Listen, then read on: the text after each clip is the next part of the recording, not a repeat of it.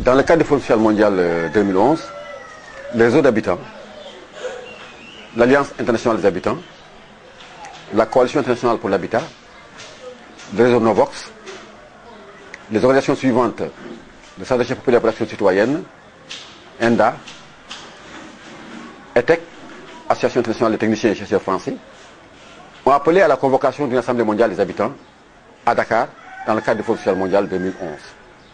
Il faut dire que la première Assemblée mondiale des habitants a eu lieu à Mexico en octobre 2000. Et c'est en fait une assemblée qui a été convoquée par la Coalition internationale pour l'habitat. Et en fait, elle a réuni des milliers de personnes à Mexico. Et en fait, des propositions émanant des autres habitants sont sorties de cette conférence-là. Cette première Assemblée mondiale des habitants de Mexico. La deuxième assemblée a été convoquée à Dakar par l'AIH, par IC et par Novox. C'est une assemblée qui devait porter essentiellement sur les thématiques ayant trait à l'habitat, au foncier et au droit à la ville. En convoquant cette réunion, cette Assemblée mondiale, cette Assemblée mondiale des habitants, le réseau d'habitants avait comme objectif de construire une parole internationale des habitants afin que ces derniers puissent peser sur la marche du monde, notamment autour des questions de l'habitat, autour des questions du droit à la ville et autour de l'accès au foncier et à la terre. Tous ces réseaux, ainsi que les organisations ENDA, SERPAC et ETEC, avaient inscrit des activités dans le cadre du Fonds social mondial. Nous avons estimé en fait que ces activités, on devait autant que faire se peut, éviter la dispersion. Dans la mesure où nous partageons la même instance qui est le Fonds mondial des habitants, on devrait agglutiner nos activités afin de travailler ensemble sur les thématiques communes. En ce sens, HIC, Novox, le SERPAC et ENDA ont réussi à agglutiner leurs activités. Car chacune des organisations avait proposé 3 activités. Ça allait faire 12 activités pendant les 2 jours d'activités autogérées.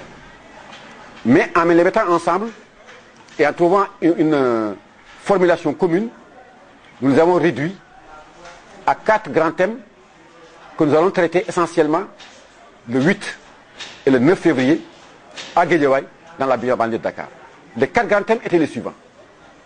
Le premier thème concernait la question des déguerpissements liés aux méga-événements, liés aux inondations, liés aux méga-projets. En effet, souvent, dans beaucoup de pays du monde, les quartiers périphériques, les quartiers les plus pauvres, sont menacés de déguerpissement ou bien d'expulsion, comme diraient les Européens. Nous, en Afrique, on dit déguerpissement, à cause de méga-événements.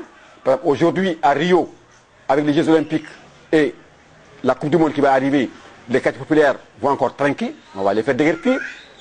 Au Sénégal, avec le tour à péage construit par les privés, des quartiers populaires comme Guinaw Rail au Sénégal vont être déguerpis. Toujours au Sénégal, des quartiers inondés sont menacés de déguerpissement parce que l'État estime que c'est la seule solution pour régler ces questions-là. En un mot, la question des déguerpissements des quartiers populaires est une question mondiale. Donc ça a été le premier thème que nous devons aborder pendant la journée du 8 février 2011 dans le cadre d'activités autogérées. L'autre gros problème que nous avons abordé pendant la journée du 8 a été la question de la spéculation immobilière et la question de l'accaparement des terres.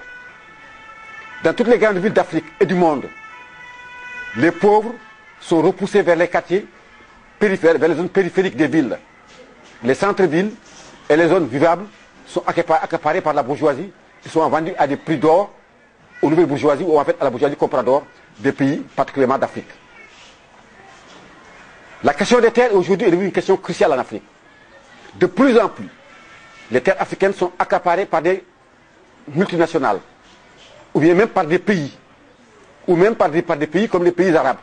Par exemple, un pays comme la Libye, un pays comme l'Arabie Saoudite, des pays comme la Corée sont en train d'acheter des millions d'hectares, soit pour des biocarburants, soit pour nourrir leur population. Et les paysans pauvres sont expulsés dans aucune indemnité de leurs terres.